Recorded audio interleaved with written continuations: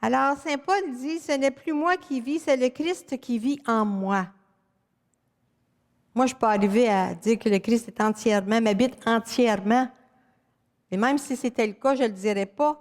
Mais ce n'est pas le cas, parce que ça serait de l'orgueil spirituel. On ne veut pas ça. Alors, nous serons davantage des disciples contagieux, imprégnés du bon sel et de la lumière, dans la mesure où nous y mettrons tout notre cœur, toute notre ardeur. Notre foi sera confiante, agissante et contagieuse. Il y a peut-être des personnes, des fois, qui vous ont dit, j'aimerais de ça avoir qu'est-ce que tu as là, là. Comment je peux avoir qu'est-ce que tu as là, là? Hein? Qu'est-ce que vous répondez? C'est Jésus. Hein? C'est Jésus, c'est la parole de Dieu qui est là, là, là. Hein? Le Christ mettra son empreinte sur nos actes, sur nos paroles, sur notre intelligence, sur notre apostolat. Tout ce qu'on entreprend, il faut toujours que ce soit pour sa plus grande gloire. Il y a des personnes qui suivent Jésus à leur manière. Elles ont beaucoup à apporter à l'Église, à participer au mouvement d'Église, mais ne s'impliquent pas. Elles se réfugient dans l'invisibilité. Et s'enfuir dans l'invisibilité, c'est renier à l'appel lancé par le Christ, et ça veut dire que leur sel s'est affadi et que leur lumière s'est éteinte. Chaque membre du Christ est important et est appelé à travailler à la vigne.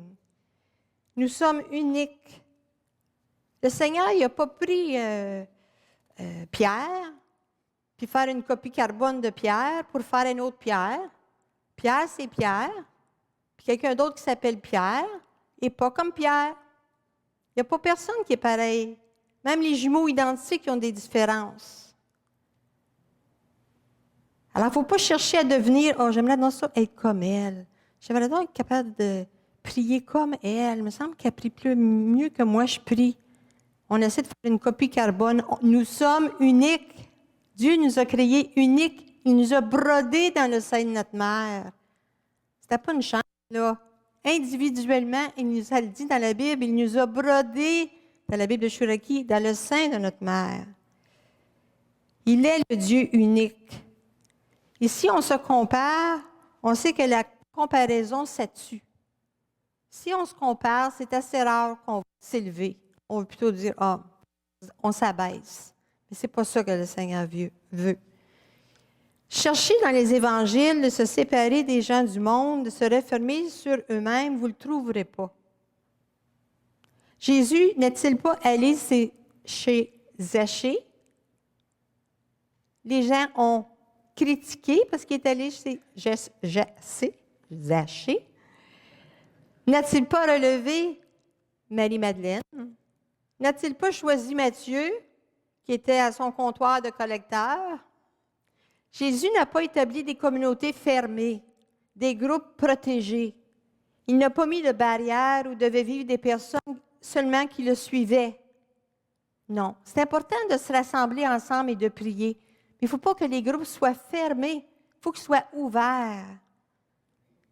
Bien au contraire, Jésus a préparé et envoyé ses disciples au cœur même de la société, afin qu'ils y soient ses envoyés et ses témoins. Allez donc de toutes les nations et faites des disciples. Ce n'est pas nécessaire d'aller à Timbuktu pour faire des disciples. Votre nation, c'est votre entourage. C'est sûr qu'il les a envoyés dans toutes les nations, mais je vous parle à vous et à ceux qui sont à la télévision. Votre nation, c'est votre famille.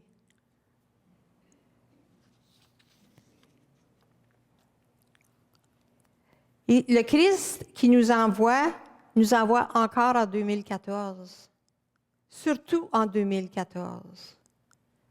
Je vous envoie comme des brebis au milieu des loups. Comme le Père m'a envoyé, moi aussi je vous envoie. Allez plutôt vers les brebis perdues de la maison d'Israël. Matthieu 10. Allez plutôt vers les brebis perdues de la maison d'Israël. Par ces paroles, qui est un envoi, Jésus nous injecte du sel. Il nous injecte sa lumière. Où est notre Israël? Allez vers les brebis perdues de la maison d'Israël. Il ne vous demande pas d'aller en Israël, mais quel est votre Israël? Vous le savez, vous devez y aller. Sinon, vous renoncez à ce que le Seigneur vous demande, à ce que Jésus nous envoie. Pour des personnes, notre Israël, ça peut être où on travaille, ça peut être notre paroisse, où nous œuvrons. Il n'y a pas de limite à l'Israël. Il ne faut pas en mettre. Il faut chercher à savoir, par contre, on ne peut pas s'éparpiller partout. Où est votre Israël? C'est partout, même dans la rue, avec les personnes isolées, droguées, les laissées pour compte. Est-ce qu'on pose des jugements sur ces personnes-là? Les personnes qui nous demandent de l'argent quand on est dans la voiture, puis tout ça, là, est-ce qu'on pose un jugement? Est-ce qu'on dit, bien là, c'est quoi qu'il va faire avec mon 5 $? Là? Il va aller s'acheter de la boisson, là? Ça fait peut-être 2 semaines qu'il n'a pas mangé, on ne le sait pas.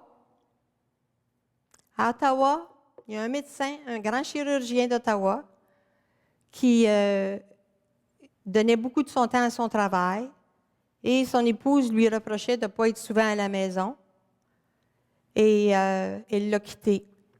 Il a continué à travailler 3 fois plus qu'il travaillait. Fait qu'il a fait un épuisement complet. Il n'a plus ses connaissances de chirurgien, et il est dans les rues d'Ottawa. Moi, j'aime beaucoup aller vers ces personnes-là, aller leur parler. À un moment donné, on avait rencontré, Sarah-Hélène et moi, un jeune drogué, là, gelé, bien net. Il était assis sur le trottoir, c'est à Rubank. Il était assis pour se faire écraser les pieds, là. On s'est assis une, chaque côté de lui. Puis là, j'ai demandé où je pouvais aller chercher un café. Il me fait ça comme ça. Mais moi, je ne savais pas, là, je n'avais pas regardé ce qui était écrit en haut, c'était un bar. Pour vous dire que lorsque je suis rentrée dans le bar, c'était le silence total. C'était en été, donc c'est évident. Fait que là, j'ai dit, bon, OK. Fait que là, je suis allée au bar, du bar. J'ai demandé s'il y avait du café. Fait qu'il dit, le monsieur, il dit oui. Il dit, comment vous le voulez? Là, j'ai dit au Seigneur, comment il prend son café? J'ai dit, un gros café noir avec beaucoup de crème et 3 sucres. Puis là, on est allé s'asseoir à côté de lui, puis je donnais le café, puis on a parlé avec lui sans avoir beaucoup de réaction. Là, il était gelé, mais quand même, on a été présente à lui. Et est-ce qu'aussi on n'est pas envoyé en mission à la fin de chaque Eucharistie? L'envoi à la fin de l'Eucharistie? À chaque dimanche, nous recevons ce même envoi d'aller vers, de ne pas rester. Le désir du Christ, c'est que notre appel de disciples, que nous allions pas seulement vers les convertis, mais vers les laissés pour compte, entre autres. Rien ne peut avoir plus d'impact sur notre entourage qu'une foi transparente, sans même parler. Juste être. Avoir une compassion évangélique. Je parlais du jeune souffrant là, qui était drogué, la femme adultère. Avoir cette compassion d'aller vers ceux qui sont jugés peut-être par d'autres. Nous devons être des disciples imbibés de ce sel et de cette lumière. Rappelons-nous que nous faisons partie des 72 disciples dont on parle dans la Bible. Posons-nous la question, quelle est la qualité de mon sel? Et quelle est sa saveur de mon sel? Quel est le mordant de mon sel? Quelle est la force de ma lumière? Est-ce que je suis juste une petite veilleuse ou une 500 watts? Qu'est-ce que vous voulez, être une veilleuse ou une 500 watts?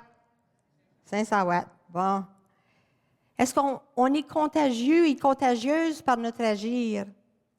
Est-ce qu'on est interpellant sans interpeller? Hein, je voudrais qu'en vous voyant vivre, les gens puissent se dire, dans la chanson de Robert Lebel, c'est pas « je voudrais qu'en vous entendant, je voudrais qu'en vous écoutant ». Non, Je voudrais qu'en vous voyant vivre. Et comme je disais tantôt, en 2014, il y a des personnes qui sont retournées à leur ancienne vie, qui ont délaissé de suivre Jésus. Il faut prier pour ces personnes-là. Il ne faut pas les juger, mais il faut prier. Et ce sont des gens de tous âges. Hein? On est porté des fois à dire « Ah, la jeunesse ne vient plus à l'Église. » Bien, toi, tu pointes. Cette émission a été rendue possible grâce aux partenaires et amis de Foi et Télévision chrétienne. Mais nous avons aussi besoin de vous. Habité par un tiraillement et une grande insécurité suite à des blessures d'enfance très profondes, Père Stéphane est maintenant bien dans sa peau. Ordonné prêtre en 2008, Père Stéphane travaille dans le diocèse de Montréal. Il exerce maintenant son ministère pastoral comme aumônier de la prison de Bordeaux. Un témoignage qui donne espérance aux poqués d'aujourd'hui.